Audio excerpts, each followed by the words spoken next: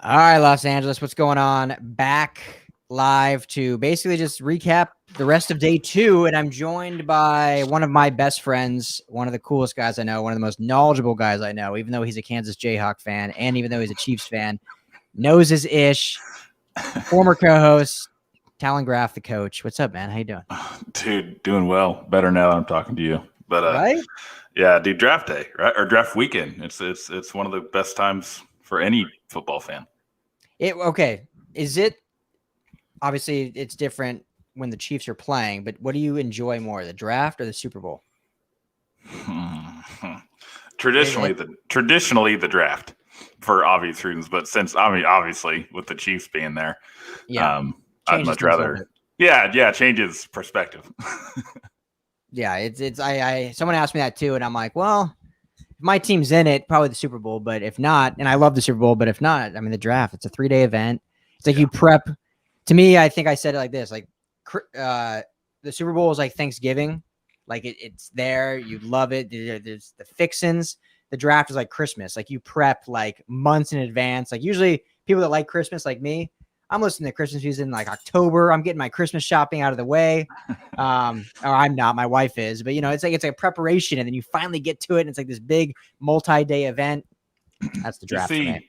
You see, I think I know where you're coming from, and this is why I miss talking to you.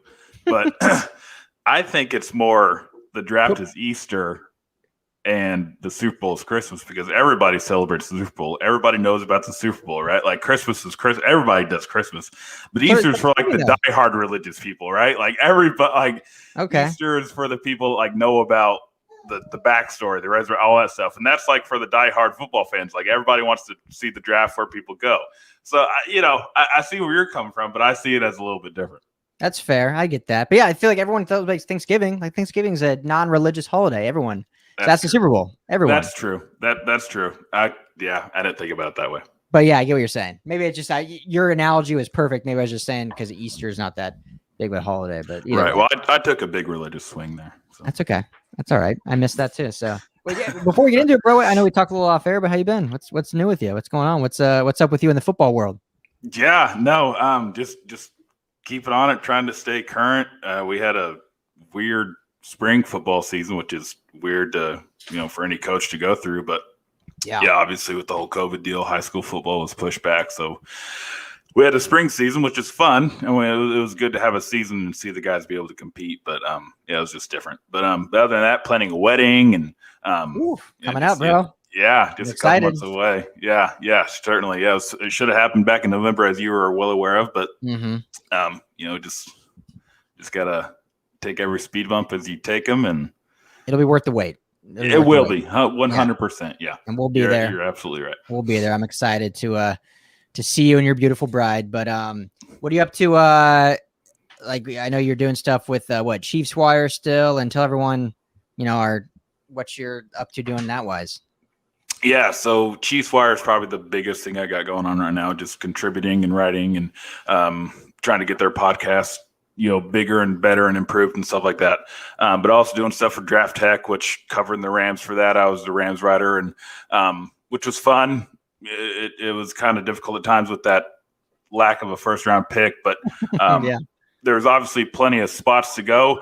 Didn't really see the Rams going wide receiver. That was kind of a out of left field kind of a pick. I thought really edge or even tackle would have been the two spots they were most likely to go. But hey, Tutu Atwell, can't be too upset, right?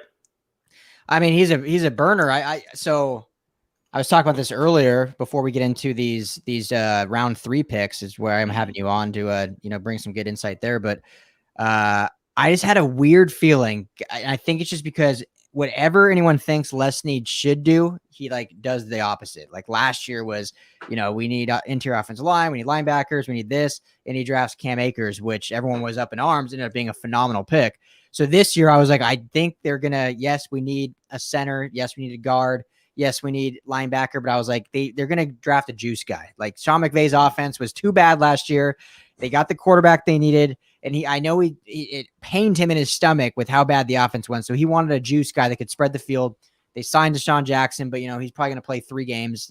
We'll see how often he stays on the field. So they get Tutu Atwell, who, was it a reach? Was it the right pick?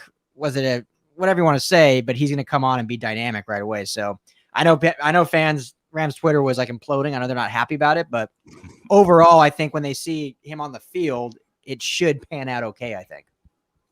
Yeah, I know. He's an explosive player, and I think with the receivers they already have in place, I think he's in a great spot and given a great opportunity to reach his full potential.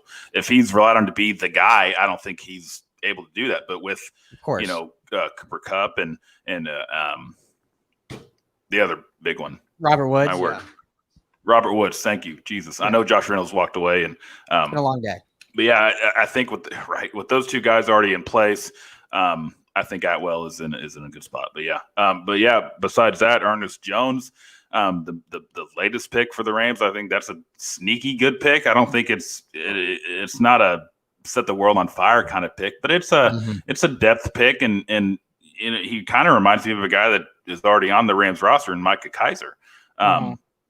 But linebacker is definitely a position of need for the Rams. So I think that's, I didn't necessarily see that being the guy, but if that's the guy they wanted, then that's the guy they should have gotten. Is he, and I don't know how versed you are in Ernest Jones or watching him out of South Carolina, but I know from what I've seen, he's kind of your old school, like bruising linebacker, like not necessarily the 3-down Isaiah Simmons, like crazy freak athlete. He's like the guy that's going to wear the neck roll and be just in the holes plugging it. Is that from what you've seen, a good assumption? Is he a guy that hey, he's just gonna be a run stuffer, but he's not gonna be covering Travis Kelce or these tight ends. He's just a guy plugging holes.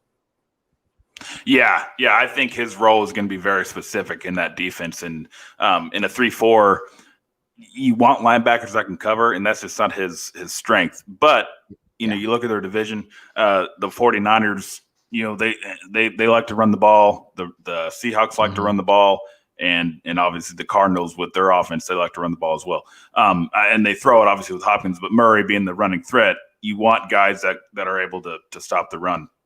And that's what he brings to the table. He's not going to go out and, like you said, cover guys. If you ask him to do that, he's going to be a liability. But he's a guy that can come in and do well and run downs.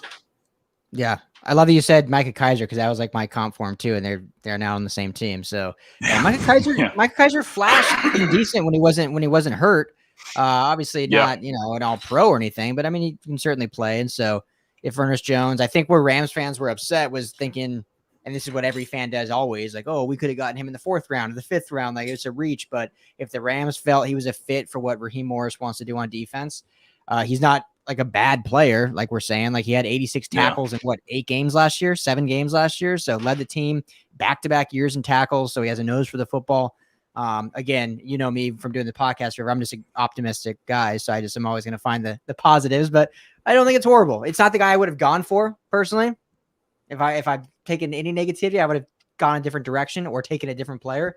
The player taken right after him by the Denver Broncos and Browning, I think probably is a better linebacker, but, I don't think it's a terrible pick. Yeah, and again, it's scheme fit and really what do the Rams need? And obviously, they feel like Jones is the guy that fits those needs. And Baron Browning, he's a good guy. He's a good linebacker. He's gonna have a great career. And that is a little bit of a head scratcher. That might be one that comes back and bites them, and people kind of wonder why did Baron Browning go after Ernest Jones? But that all. Conjuncture. Nobody knows. Who knows? Look at Darius Leonard. That's a South Carolina kid. Like maybe they just know how to grow linebackers. Yeah. And I feel like you would know better. I feel like when Darius Leonard was drafted, it was definitely not a bad pick by any means, but I feel like it wasn't like praised. And then all of a sudden he sets the world on fire by being an all pro like his rookie year. So not saying Ernest Jones is going to be that, but sometimes these picks, they have a way of working themselves out if the team thinks they fit right. Hopefully. Oh, yeah, 100%. Like we were just saying pre-air, it's more about Jimmys and Joes and X's and O's. And if you think that this guy is going to be lights out for your system, go get him. Yeah. So we'll see. So interesting picks for the Rams, but when you peel back the layers, I don't think they're horrible. Maybe a little head scratching, maybe a little reach here, reach there. But I think because the Rams are a team like your team, the Chiefs, that don't really have a lot of needs, just need to build depth and kind of add players. It's not terrible. It's not bad. I think they'll be okay. Let's talk Chargers a little bit, who picked right before the Rams at 97. Got a tight end in Trey McKitty out of Georgia. I think tight end was definitely a position they needed to address just because they don't have a blocking tight end on the roster. They don't have like a future tight end. And so I think it was a spot they get. And I don't know if Trey McKitty was the right pick, but what'd you think of that selection? Yeah, I definitely think tight end should have needed to be addressed at some point for the Chargers with Hunter Henry leaving. They bring in Jared Cook, which is fine. But like you said, it's a bridge. It's not the future. And you need a guy at tight end featuring. I think he's a developmental guy. He's those one of those prototypical Senior Bowl risers that not a lot of people are aware of until we get to that that Senior Bowl weekend or that week, and guys start to emerge. He just wasn't utilized at Georgia, and they don't utilize tight ends there. It doesn't mean he can't produce. It just he wasn't asked to. But yeah, I think and they love to run the ball at Georgia, so he's obviously trustworthy in the blocking game. He just needs reps as a receiver. He needs to get used to catching the ball. He's not going to come in right away and be a pure pass catcher. He just doesn't have the reps to do that. Not saying he doesn't have the talent to do it, but he needs the experience to do it. It's just going to take time. You do that during OTAs, do that during rookie camp, training camp, get him the reps. He's not going to start day one, but the fact that you have Jared Cook on the roster is great for McKitty. And I wouldn't be shocked down the road, maybe year 3, he earned some starting reps. Yeah, no, I totally agree. And he's, that physical, athletic player that can develop into a solid player. I'm not doing this as a comp at all, but I like to remind fans when, George Kittle was drafted in the 5th round out of Iowa. Like he was seen as a good blocker from a running team in Iowa that had good hands, had a lot of ability, but didn't have the ton of production that we saw. That's why he went in the 5th round. All of a sudden he's top 3 tight end in the NFL, top 2, him and Travis Kelce. So I'm not saying Trevor Kitty's going to be that, but I'm just saying he does have the tools to develop into a very good tight end. He just, like you said, really wasn't used at Georgia. He was just kind of, a dude out there that they just didn't really work in their offense. So, Sorry, my daughter's chewing on batteries over here. She's making sure she's not choking. Well, hey, I'm not the priority in this situation. You make sure little one is all right. Yeah, no, she's good. So she's just fired up. But yeah, I think it's a good pick. How have you thought about the Chargers draft so far? Because I think overall they haven't had to do anything. Everyone just kind of follows them. But I thought at least their first 2 picks knocked out of the park. Yeah, Slater definitely is the guy that they have to be thrilled to have. I don't think that was someone they expected to get. I know you specifically, I know was one that had them trading up to go get a tackle.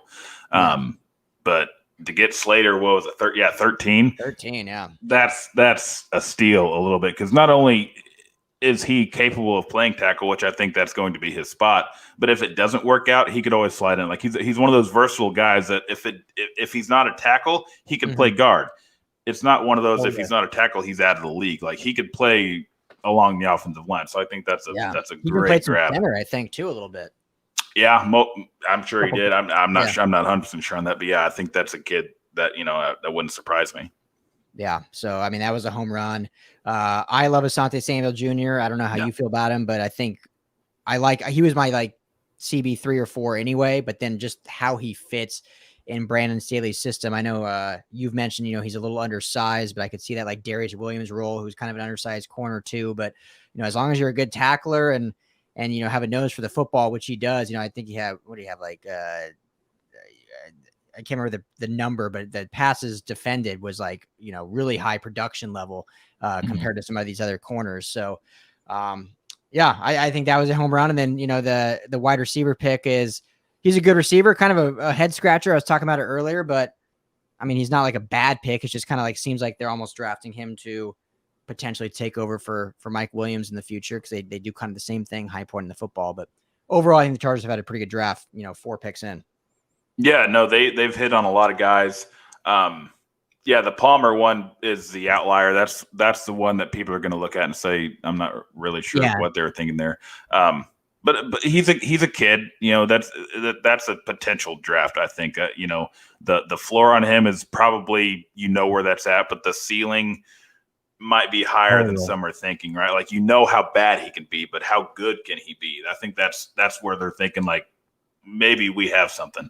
But then again, if he flails out, the best you have to ask him to be is a number 3 behind Keenan Allen and Mike Williams. So, and granted, but yeah, the fact that he does do a lot of the same things that Mike Williams does might be a little bit of a writing on the wall scenario where Mike Williams' contract is probably not, that option isn't going to be picked up, and he's probably going to be shown the road. I wouldn't be surprised that he has not warranted, what was he, the 7th pick? He has not warranted a top 10 pick in the years he's been in the league. So yeah, I think Palmer might be a little bit of a suggestion saying, hey, message to Mike Williams saying we're not willing to invest a high round pick, but if you don't, we are looking to add some guys here. So this is a make or break year for Mike Williams. But yeah, besides that, I think the Chargers have done a great job. And even Palmer is not like a terrible pick. Out of the ones they've made, that's the one where you look at and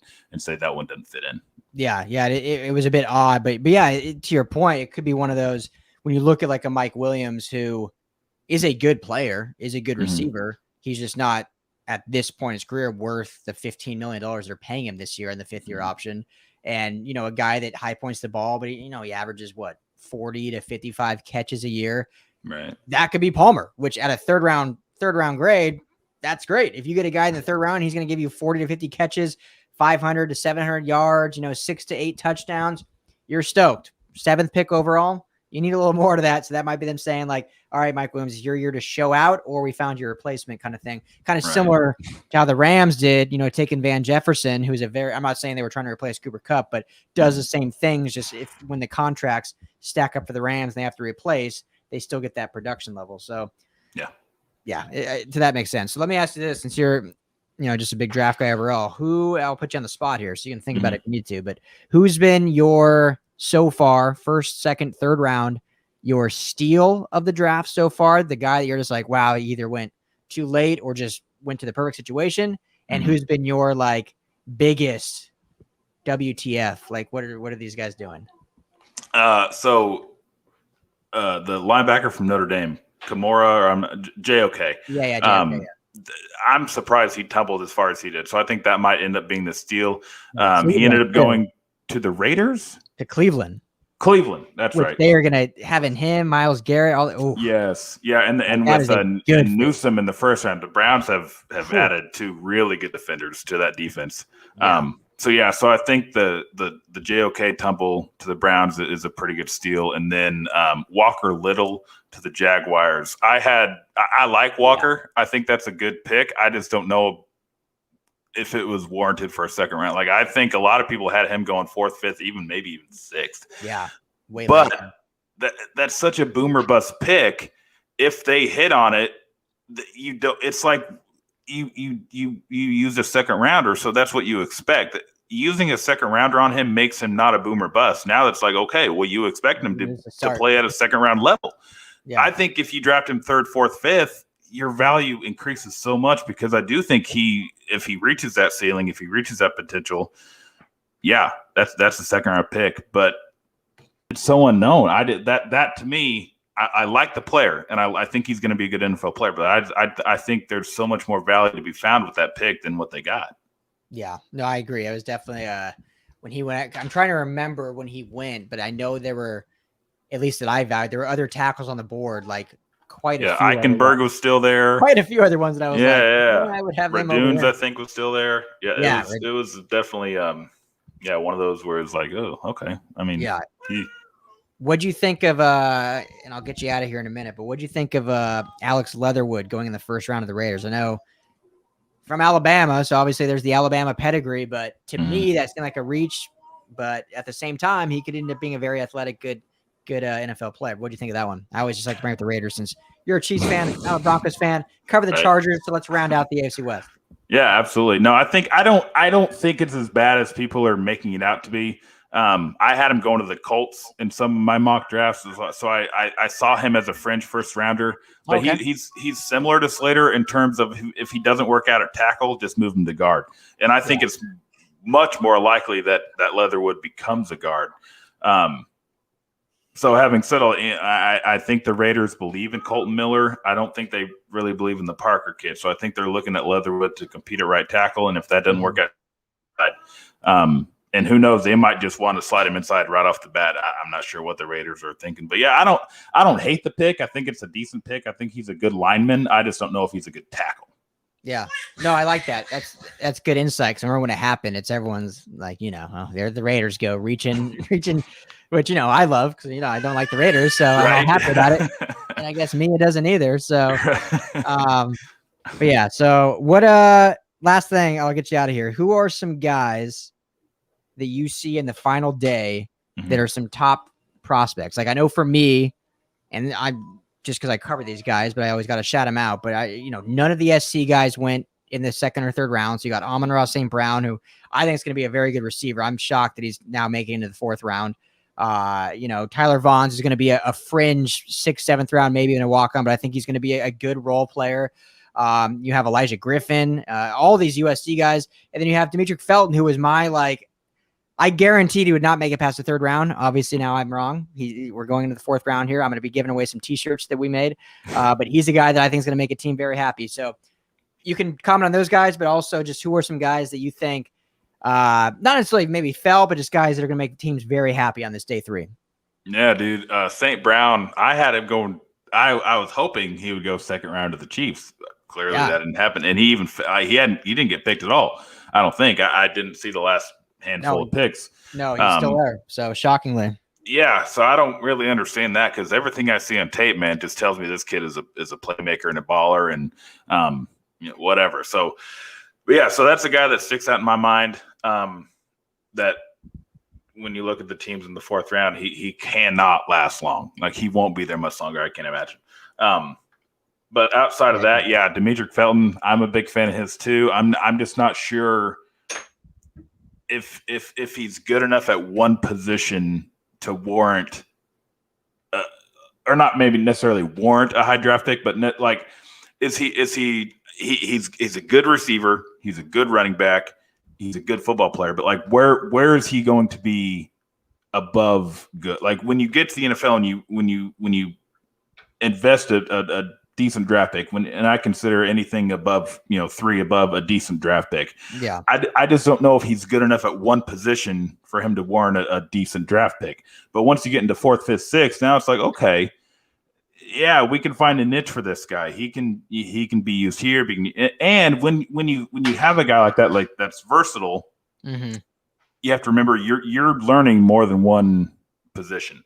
And the NFL playbook is a step up for many college programs. So not only are you learning the wide receiver schemes, but you're more than likely going to be learning some running back schemes and what they want you to do coming out of the backfield for Demetric Felton. So that's something else.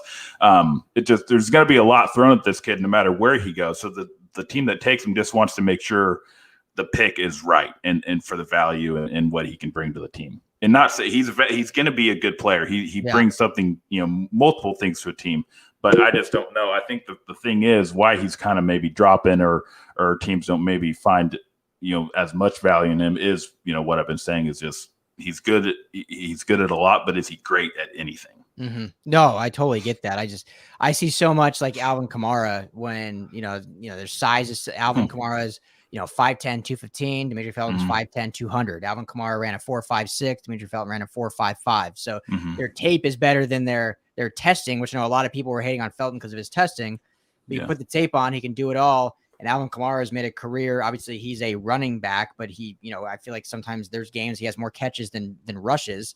Sure. And you see what he does. So to me, that's what I think Demetric Felton will be in this league. And yeah, you hit it though. Like I totally get why that's why he's dropped this far.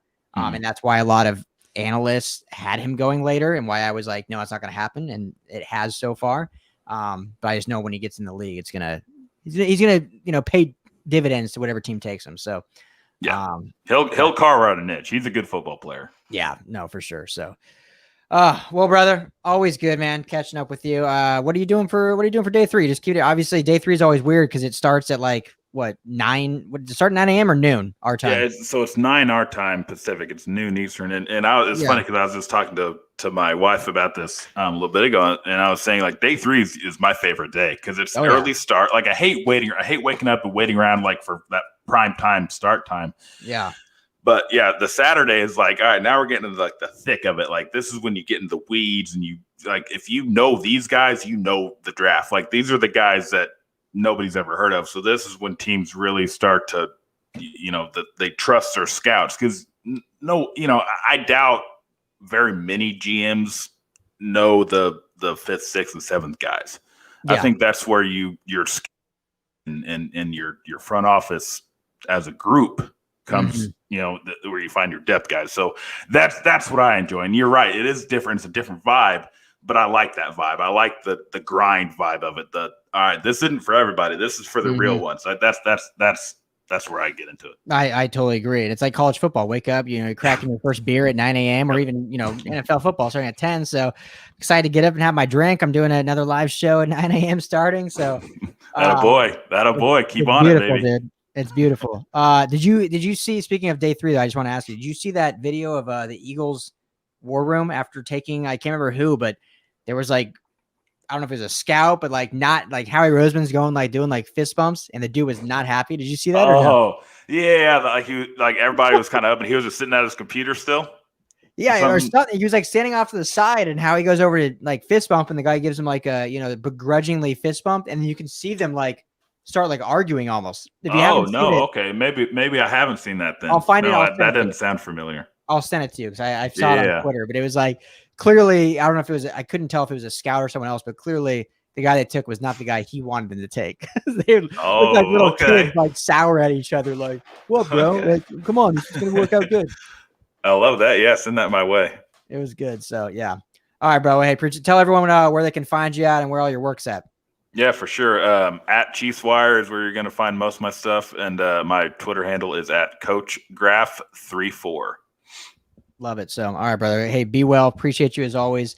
Can't wait for your wedding. Obviously, we'll be talking more through that. So, but thanks for jumping on with me, and we'll talk soon. All right, man.